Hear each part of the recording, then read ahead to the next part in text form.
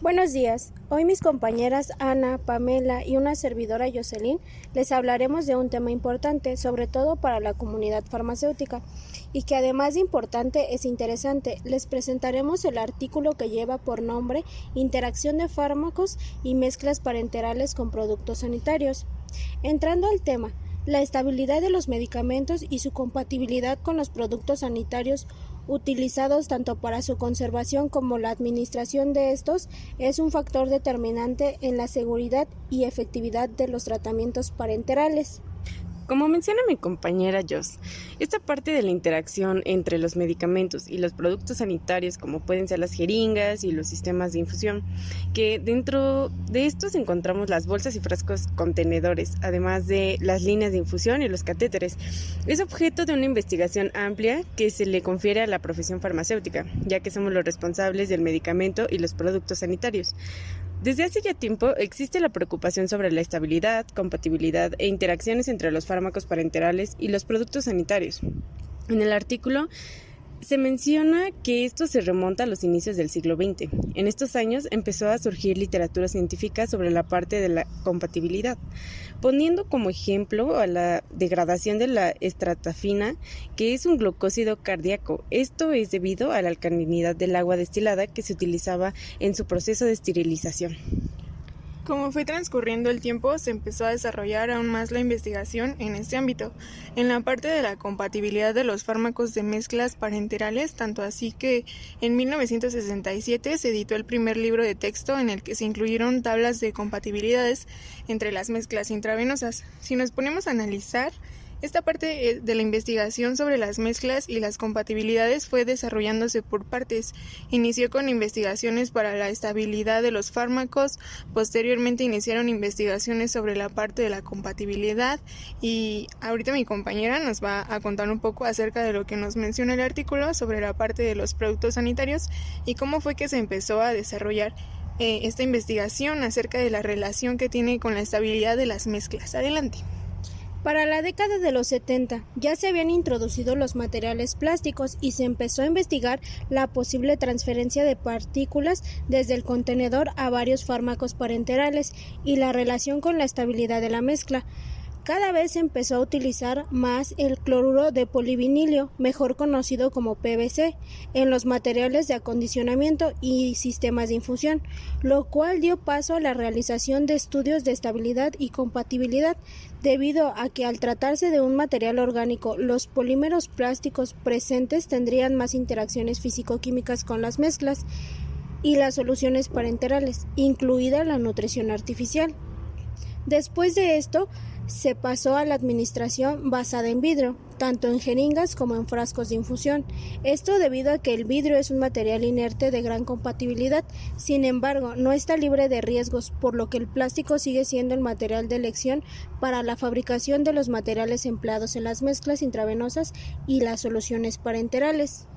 Bueno, pues en la práctica es complicado encontrar el material ideal, sobre todo cuando se trata de nuevas formulaciones de fármacos parenterales y que implican una mayor complejidad en cuanto a las posibles reacciones entre un fármaco y precisamente el producto sanitario que se le asocie. Dentro del artículo realizaron una revisión de los materiales más usuales, los principales equipos y dispositivos, mecanismos de interacción y estabilidad relacionada con los excipientes y vehículos utilizados. Al momento de elegir el material correcto a utilizar, y por material correcto hay que entender que me refiero a los productos sanitarios, es indispensable tomar como punto de partida que el material con el que están hechos sea inerte en contacto con los fármacos y no tiene que verse afectado ni física ni químicamente durante el uso y el tiempo de uso. Con esta información hay que entonces tener toda la información acerca del material utilizado en la fabricación de los equipos y dispositivos, como es el caso de los catéteres. El material de fabricación varía según el destino de utilización y se diferencia de acuerdo con su flexibilidad, trombogenicidad y a la seguridad en cuanto a la compatibilidad. También los materiales más comunes empleados son el polietileno, PVC, teflón y el poliuretano. A estos se les añade sus hidrómeros con conferirles estabilidad y durabilidad, o siliconas que además de durabilidad y estabilidad ofrecen una buena biocompatibilidad. Bueno, en cuanto a las jeringas y los sistemas de infusión, es un tanto más complicado y se debe de tener más control sobre estos, ya que el tiempo en el que el fármaco o la mezcla está en contacto con estos materiales es amplio y se eleva el riesgo de que se produzca una reacción físico-química entre los distintos componentes. Las jeringas están compuestas por el émbolo, el cual suele ser de polietileno lubricado y adicionalmente puede llevar o no un tapón de caucho sintético y el cuerpo de la jeringa normalmente es de propileno. En las líneas de infusión se utiliza normalmente el PVC, pero los componentes como el punzón o la zona destinada a la administración son de caucho sintético con el fin de evitar reacciones de hipersensibilidad.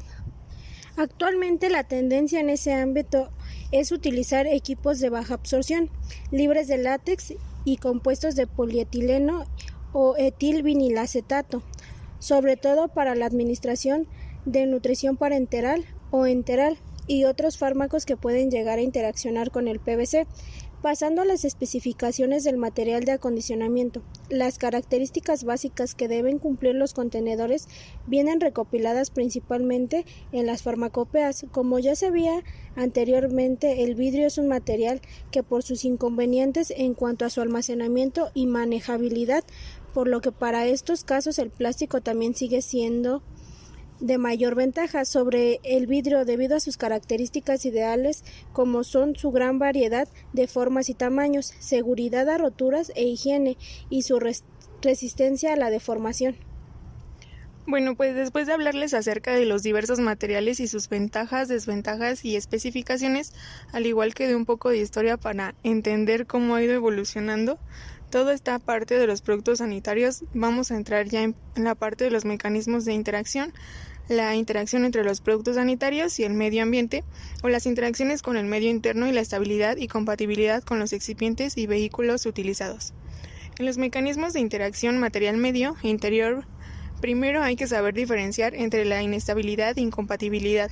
La inestabilidad la podemos definir como todos aquellos procesos, ya sea hidrólisis, redox o fotodegradación, que dan como resultado la degradación del compuesto, dando paso a productos que van a ser terapéuticamente inactivos o con mayor toxicidad para los pacientes. Y por otro lado, se entiende por incompatibilidad cualquier fenómeno físico o químico que produce una reducción de la concentración del principio activo. Estas incompatibilidades pueden ser observadas a simple vista por la formación de un precipitado, un cambio de color, o existen muchos factores que pueden afectar a la incompatibilidad, como son la naturaleza del disolvente, el pH, la concentración, la presencia de buffers y la composición del contenedor, la jeringa o los sistemas de infusión junto con los filtros. Bueno, con respecto a lo que comentabas, es básicamente lo que nos decían en la clase acerca de la precipitación del fosfato de potasio y el gluconato de calcio, cómo se produce la reacción de precipitación. Pero bueno, ese es un ejemplo claro y pues regresando meramente al tema, pues estos dos procesos, tanto la incompatibilidad como la inestabilidad, pueden darse por diversos mecanismos, como es una reacción química, que es lo más común, y esta se da cuando el componente entra en contacto con un material o polímero plástico, y pues origina una reacción de degradación, ya sea por digestión, redox o precipitación, lo que provoca el deterioro del contenedor y del contenido. También está la absorción, que es un fenómeno que se da sobre todo entre agentes lipofílicos y contenedores plásticos, líneas de infusión y filtros de línea y evaporación o permeabilidad que producen una pérdida de concentración. A la permeabilidad son más susceptibles los productos sanitarios que contengan pequeños volúmenes como bolsas contenedoras de PVC y materiales plásticos flexibles. Por último, esta filtración por lixiviación, que es el paso de materiales presentes en el envase a la disolución contenida y se produce pues más comúnmente en contenedores de PVC plastificados que interaccionan con el excipiente de polisorbato 80. Y bueno, lo que confiere a los mecanismos de interacción entre el material y el medio exterior, podemos decir que es la parte en la que se centra la industria para la investigación y el desarrollo de nuevos polímeros. El material ideal debe cumplir con los requisitos de seguridad establecidos para el paciente y el operador, obviamente, pero al mismo tiempo debe tener un margen de tiempo para su distribución y almacenamiento hasta que se usen. Estos sufren alteraciones desde su fabricación, ya que se trata de biomateriales. Al entrar en contacto con el medio ambiente, pues pueden sufrir alteraciones de carácter redox, hidrólisis, permeabilidad, ionización, radiación o de fotoquímica. La estabilidad y compatibilidad relacionada con los excipientes se debe al tipo de plastificador utilizado en los productos sanitarios, como es el di-2-etil-exil-ftalato, mejor conocido por sus siglas DEHP, en productos de PVC flexibles plastificados como el DHP. La cantidad que va a filtrar de este componente va a depender de la duración del contacto con el plástico y del contenido lipídico del líquido. En este mecanismo de filtración, el excipiente implicado generalmente es el polisorbato 80, ya que ayuda a mantener estable la disolución del principio activo. Además, actúa como tensoactivo y emulsionante. Con esto podemos decir que en estos casos lo más recomendable es utilizar sistemas de administración especiales de baja absorción y envases de vidrio en la medida de lo posible. Y pues bueno, para finalizar, en cuanto a la estabilidad con los vehículos utilizados, podemos decir que la compatibilidad entre los componentes activos y el vehículo utilizado puede verse alterada, de igual manera que la compatibilidad con el acondicionamiento dependiendo del tipo de disolvente, por lo que se utiliza con mayor frecuencia cloruro de sodio al 0.9%, conocida como solución fisiológica, y glucosa al 5% en agua libre, esto debido a su elevada compatibilidad.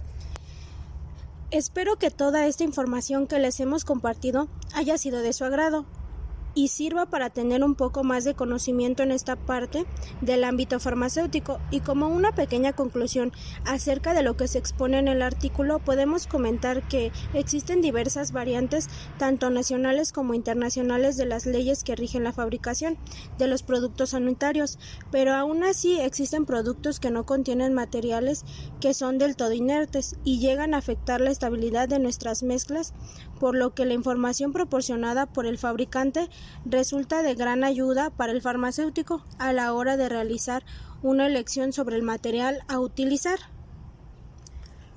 Bueno, pues esto sería todo de nuestra parte. Mi nombre es Ana. Yo soy Pamela. Y yo soy su servidora Yoseli. Y pues esto sería todo de nuestra parte. Gracias. Gracias.